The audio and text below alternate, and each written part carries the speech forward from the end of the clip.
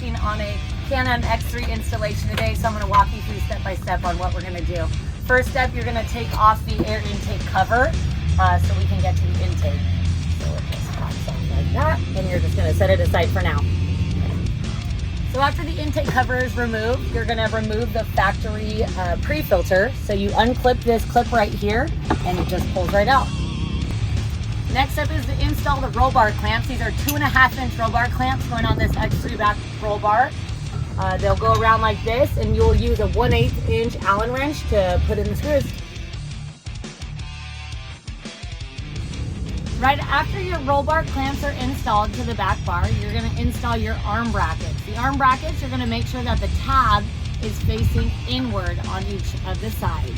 You're going to take a 3/16-inch Allen wrench, and you install by putting the bolt in through the arm bar tab, just like that. Next, you're going to take the factory pre-filter, and you're going to install the KWT adapter. You take the taper end and you stick it inside the hole, just like that. And you're going to want to make sure it's really tight and secure so it's not going to come out. Next step, you're going to reinstall the factory intake pre-filter with the KWT adapter attached to it. Fits right in, and you will hear a click once it installs.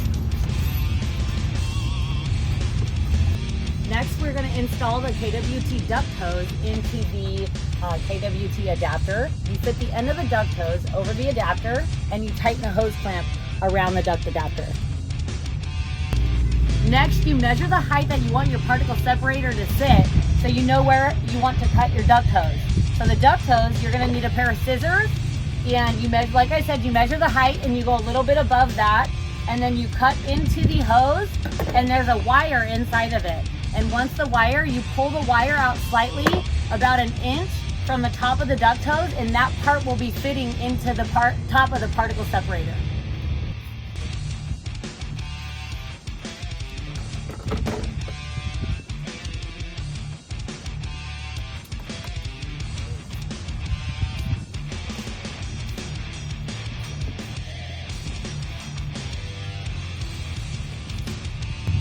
Next, you take a 4-inch hole saw, and you're going to drill a hole into the air intake cover where the duct hose will pass through. You center the hole saw in between the two tabs, and the top of the hole saw will meet up with the line right there. So about like that.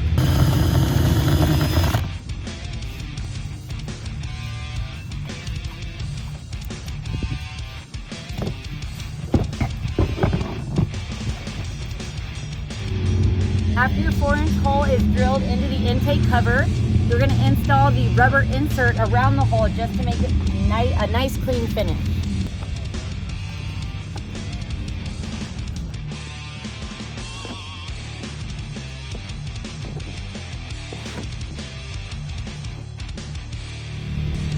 Next is to reinstall the intake cover.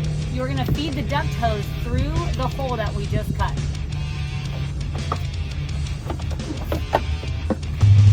Next up, we're going to install the particle separator onto the arm bracket. You are going to make sure that the lock washer, it's very important that the lock washer goes up against the filter, and the bolt will go through the arm bracket into the filter, just like that.